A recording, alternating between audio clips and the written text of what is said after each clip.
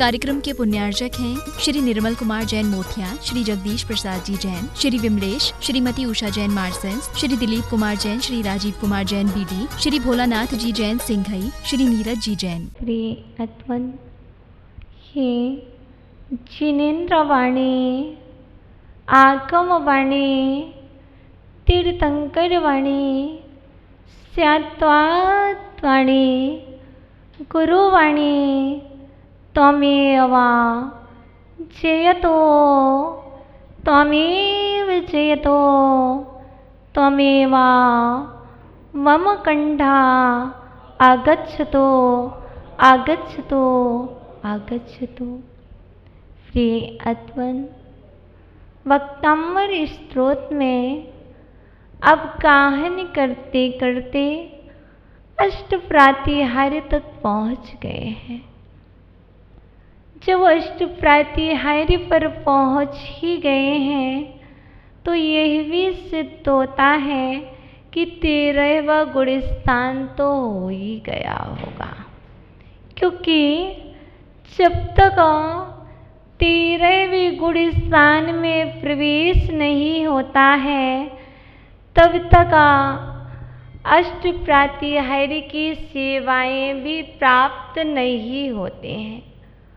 और तो और पहला प्रातिहार्य देखा था जो शोक रहित कर देता है, द्वितीय प्रातिहार्य में सिंहासन जैसी सेवाएं मिलने लगी और तृतीय प्रातिहार्य में चवर ढोराने के लिए देवता गण आकाश से आ गए और इसके बाद आपके लिए धूप लग रही थी, तो उस धूप का और बरसात और सर्दी का निवारण करने के लिए देवतागण तीनों लोकों के स्वामी छत्र लेकर भी आ गए। मात्र देवों को ही खुशी नहीं थी कि आप 30 और 31 नंबर काव्य को जान चुके हैं, इसके बाद आप 32 नंबर और 33 नंबर काव्य में प्रवेश पा रहे हैं। पूर्व में भी युगल काव्य को देखा और पश्चात भी हम युगल काव्य को देख रहे हैं। आज हम 32 और 33 नंबर काव्य पर प्रकाश डालने वाले हैं। देखो, ग्रह की बाधा सता रही है। कोई कहता है मंगल ग्रह परेशान कर रहा है, कुंडली मंगलिक है, तो कोई कहता मुझे शनि ग्रह परेशान कर रहा है, तो हम जैसे लोग कहते हैं हमें राहु ग्रह परेशान कर रहा है। ग्रह तो 9 होते हैं और इन नवग्रह जो 9 ग्रह हैं किसी न किसी को परेशान कर रहे हैं, और उस परेशानी से मुक्त होने के लिए हम भक्ताम्बर स्तोत्र की शरण में आए हैं। हे प्रभु, आपकी शरण में आकर के आपके काव्य का स्मरण करके हम संपूर्ण ग्रहों से मुक्त हो सकते हैं। कोई कितना भी पुराना ग्रह क्यों ना हो सकता है शनि ग्रह 7.5 वर्ष तक 7.5 होता है, परेशान करता है, पर किसको? जिसका अंतरंग हिल रहा हो, जिसके अंदर का श्रद्धान अस्थिर हो, जिसका श्रद्धान स्थिर है, उसे शनि ग्रह कुछ भी नहीं कर सकता है।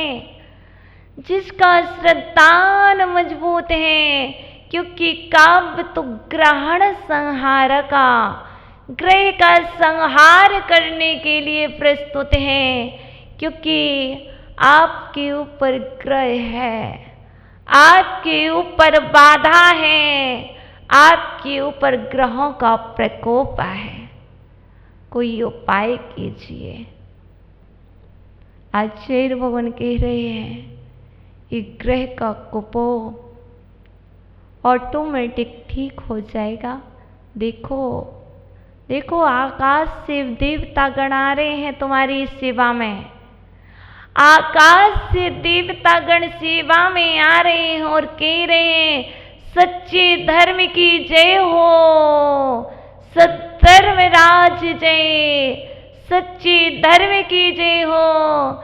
जो सच्चा धर्मात्मा होगा, जो सच्चा भक्त होगा, उसके ऊपर ग्रह का प्रभाव नहीं पड़ेगा। यदि सच्चा भक्त नहीं होगा, सच्चा धर्मात्मा नहीं होगा, तो ये ग्रह बाधा करेगा। और यदि सच्चा भक्त होगा तो यह ग्रह भी बाधा को हर लेगा। कंटिन्यू आता है, काफ़ी वर्षों से परेशान हो, बहुत पीड़ा में हो, वह ज्वर किसी की दवाई से नहीं जा रहा है। अच्छे अच्छे वैद्य आपको औषधि से ठीक नहीं कर पा रहे हैं, तो आचार्य भवन कहते मात्र आप 33 नंबर काव्य का सहारा ले लीजिए। वह काव्य है मंदार सुंदर नमेरु सुपारी जाता। 32 नंबर काव्य गंभीर तार रवपूरित दिग्विभागस भागस। पढ़ते तो बहुत हैं, प्रतिदिन पढ़ते हैं, ना तो बुखार ठीक हो पाता है, ना ही ग्रह से मुक्ति हो पाती है। लेकिन श्रद्धान बना लो, ग्रह से भी मुक्ति होगी और बुखार से भी मुक्ति होगी। मात्र ये ऐसा नहीं है, ये ऐसा नहीं है कि जो सत्ता में है वह भोगना पड़ेगा। यदि जो कर्म किया है वो भोगना पड़ेगा कि नहीं? बोलो बोलो, भोगना पड़ेगा। यहाँ पर लोग कह रहे जो कर्म किया है वह भोगना पड़ेगा। आचार्य भवन कह रहे हैं जो कर्म किया है वह भोगना भी पड़ सकता है और नहीं भी भोगना पड़ सकता है। यदि कर्म को भोगना ही है, ग्रह है उसका उदय आना ही है, तो उपाय क्यों?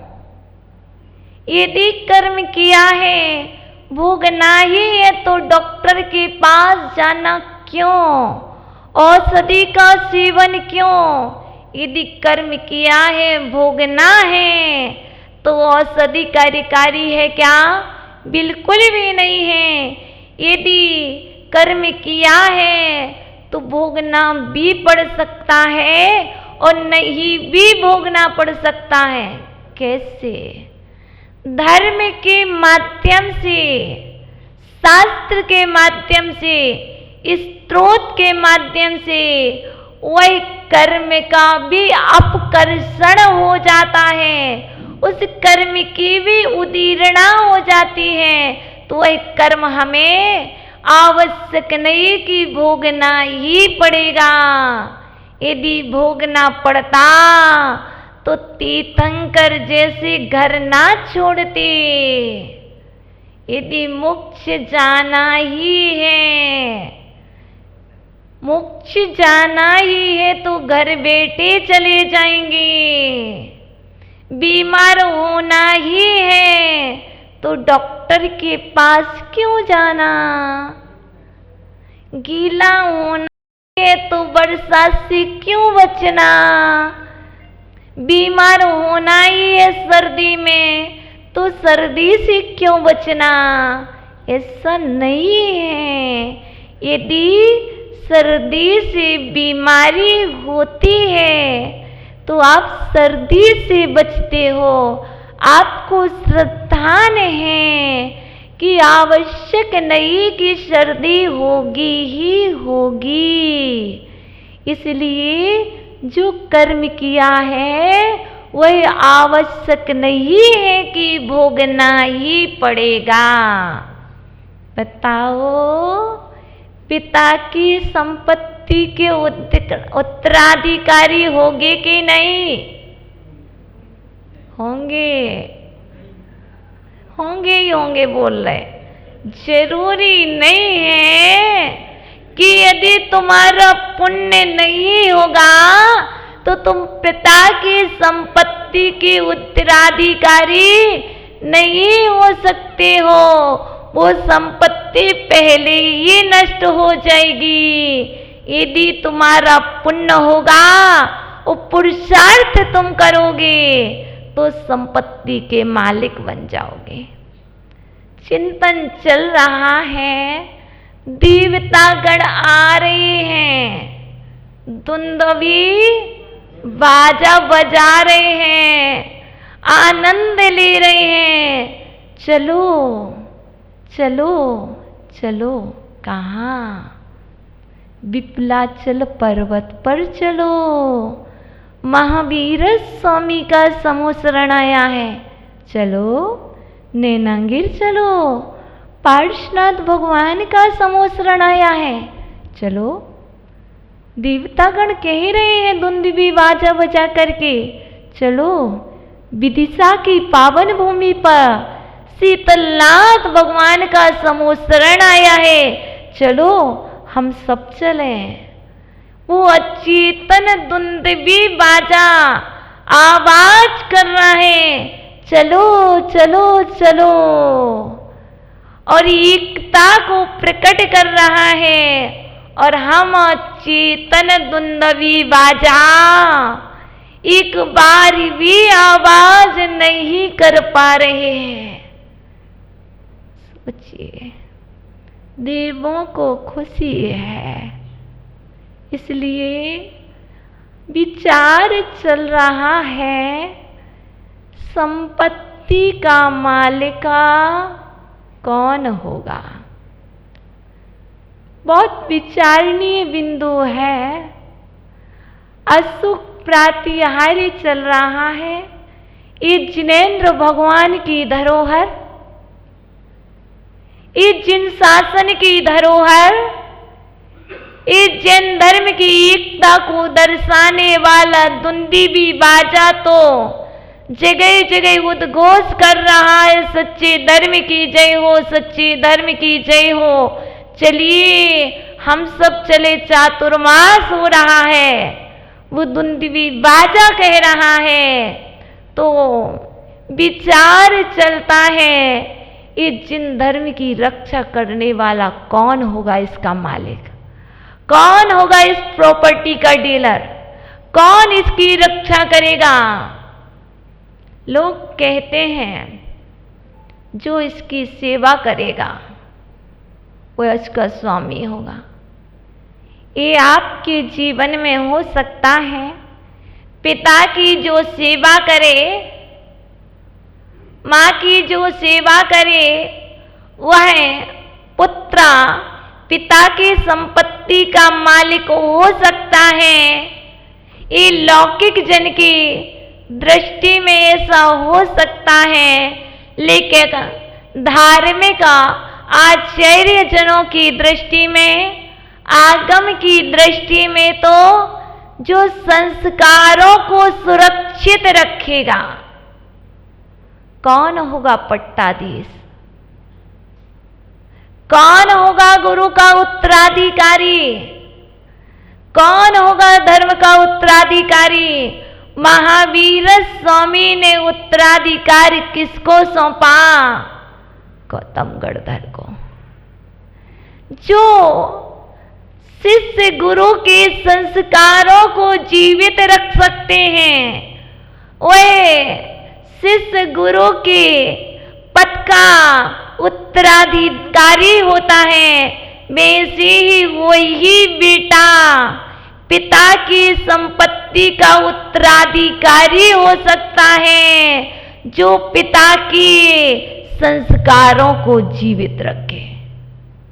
यदि पिता के संस्कारों को बेटा जीवित नहीं रख रहा है तो धार्मिक दृष्टि से, आगम दृष्टि से वह उत्तराधिकारी भी नहीं हो सकता। पंडित जी, यदि आपका बेटा विशाल प्रतिदिन मंदिर आता है, प्रतिदिन साधु संत के दर्शन करता है, स्वाध्याय करता है, पूजन करता है, अभिषेक करता है, तो आपका बेटा विशाल आपका उत्तराधिकारी है। यदि नहीं कर रहा है तो बेटे को बोल देना, बेटा आप उत्तराधिकारी नहीं हो सकते हो, किसी न किसी पद्धति से आपको ही धर्म की रक्षा करनी है। सच्चे धर्म की जय हो। यदि आप बेटों की रक्षा नहीं कर पाएंगे तो ये धर्म की रक्षा नहीं होगी। मात्र सच्चे धर्म की जय हो, जय हो, जय हो। कब तक? 2 दिन, 3 दिन, 4 दिन, 10 साल, 20 साल नहीं। इसके बाद क्या होगा? विचार किया? नहीं किया ना? यदि ये विचार नहीं चल रहा है तो ये सच्चा धर्म लोक को प्राप्त हो जाएगा। इस सच्चे धर्म को सदा जयवंत बनाना है।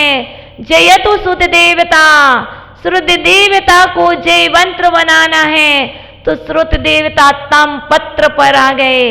प्रभु देवता को जयवंत बनाना है, जिनागम को जयवंत बनाना है, तो आपको अपने बेटों के संस्कारों को जयवंत बनाना होगा। जब तक आपके पीढ़ी के संस्कार जयवंत नहीं होंगे तब तक ये नवग्रह देवता, 9 प्रकार के जो देवता हैं वह जयवंत कैसे रहेंगे? उसको जयवंत बनाने के लिए आज से ही प्रयास करना होगा। कल करेंगे। भक्तंबर का पाठ भूल जाओ कोई बात नहीं, काव्य भूल जाओ कोई बात नहीं कि ग्रह का संहार करने वाला कौन है? तो वह है 32 नंबर। और बच्चों के ऊपर बाहर के जो ग्रह लग गए हैं, नवग्रह में से एक भी ग्रह नहीं लगा है, कोई बाहर के ग्रह लग गए हैं। उन ग्रह का संहार करने वाला, उन बुरी आदतों का संहार करने वाला यदि कोई काव्य है तो वह है 32 नंबर का। देखिए आप, आपके परिवार में, आपकी पीढ़ी में, आपके बच्चों में, आपके पोतों में कौन से संस्कार लग गए हैं, किसका ग्रह का प्रकोप पड़ गया है, उसको संस्कारित करने के लिए आज से, अभी से अपने घर घर में, मोदी जी कह सकते घर घर में तिरंगा हो, तो आचार्य भगवान मानतुंग स्वामी कहते हैं हर घर घर में भक्तंबर स्तोत्र के 32 नंबर काव्य का पाठ हो। इस कार्यक्रम के पुण्यार्चक थे श्री निर्मल कुमार जैन मोथिया, श्री जगदीश प्रसाद जी जैन, श्री विमलेश, श्रीमती उषा जैन मार्सेंस, श्री दिलीप कुमार जैन, श्री राजीव कुमार जैन बीडी, श्री भोलानाथ जी जैन सिंघई, श्री नीरज जी जैन।